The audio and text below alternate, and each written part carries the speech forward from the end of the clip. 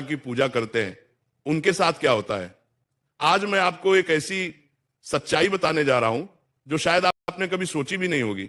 एक ऐसा रहस्य जो हमारे मंदिरों में, हमारी पूजा पाठ की विधियों में और हमारी आध्यात्मिक यात्रा में छिपा हुआ है। तो चलिए इस यात्रा पर निकलते हैं और समझते हैं कि जो लोग हर देवी देवता की पूजा करते हैं उनके जीवन में वास्तव में क्या घटित होता है। कल्पना कीजिए, एक व्यक्ति की जो सुबह उठकर सूर्य देव को नमन करता है, फिर गणेश जी की आरती करता है, फिर शिव जी का ध्यान करता है, दोपहर में लक्ष्मी माता की पूजा करता है, शाम को हनुमान जी के मंदिर जाता है और रात को दुर्गा माता का पाठ करता है। क्या यह भक्ति है या भ्रम? क्या यह समर्पण है या बिखराव? जब हम हर देवी देवता की पूजा करते हैं तो हम दरअसल एक बहुत बड़ी सच्चाई को नहीं समझ पाते कि सभी देवी देवता एक ही परम सत्य की अलग अलग अभिव्यक्तियां हैं। जब एक साधक अलग अलग देवताओं की पूजा करता है तो उसका मन विभिन्न दिशाओं में भटकने लगता है। यह ऐसा है जैसे एक व्यक्ति एक साथ कई नावों पर सवार होने की कोशिश करे, अंततः वह किसी भी नाव से अपने गंतव्य तक नहीं पहुंच पाता। लेकिन इसका मतलब यह बिल्कुल नहीं है कि विभिन्न देवताओं का सम्मान नहीं करना चाहिए। हमें यह समझना होगा कि सभी देवी देवता एक ही परमात्मा के विभिन्न रूप है और हमें अपनी साधना में एक केंद्र बिंदु चुनना होगा। मैं आपको एक कहानी सुनाता हूं। एक सुंदर सी नगरी में श्याम नाम का लड़का रहता था। तो उसके घर में भी विभिन्न देवी देवताओं की पूजा होती थी।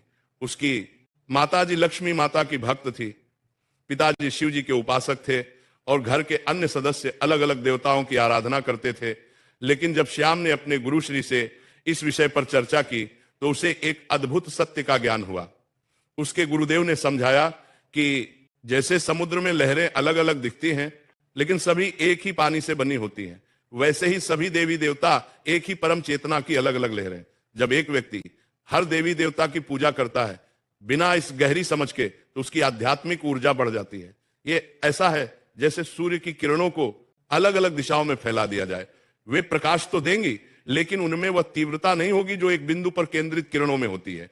जब हम एक आवर्धक लेंस से सूर्य की किरणों को एक बिंदु पर केंद्रित करते हैं तो वे आग पैदा कर सकती हैं। ठीक उसी प्रकार जब हम अपनी भक्ति और साधना को एक केंद्र पर एकाग्र करते हैं तभी हम आध्यात्मिक परिवर्तन की उस गहराई को प्राप्त कर सकते हैं जो हमें परमात्मा की अनुभूति करवाती है।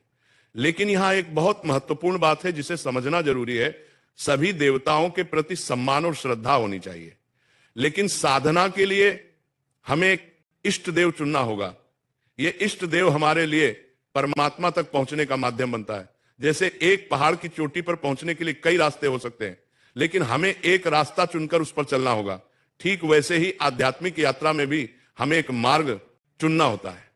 अब आप सोच रहे होंगे कि फिर उन लोगों का क्या जो हर देवी देवता की पूजा करते हैं।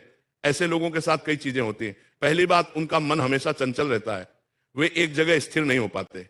आज वे गणेश जी की भक्ति में लीन होते हैं, कल हनुमान जी की आराधना में, परसों दुर्गा माता के मंत्रों में। इस निरंतर बदलाव से उनकी आध्यात्मिक ऊर्जा कभी एक बिंदु पर केंद्रित नहीं हो पाती। यह ऐसा है जैसे एक किसान हर दिन एक नया बीज बोए लेकिन किसी एक पौधे को बढ़ने का समय ना दे, अंततः उसे कोई फसल नहीं मिलती। दूसरी बात जो है भक्ति की गुणवत्ता। जब हम अपनी भक्ति को कई दिशाओं में बांटते हैं तो हर दिशा में हमारी भक्ति की गहराई कम हो जाती है।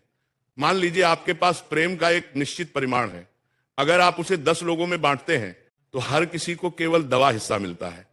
लेकिन अगर आप उसी प्रेम को एक व्यक्ति को देते हैं तो उसकी तीव्रता 10 गुना हो जाती है। आध्यात्मिकता में भी यही सिद्धांत लागू होता है।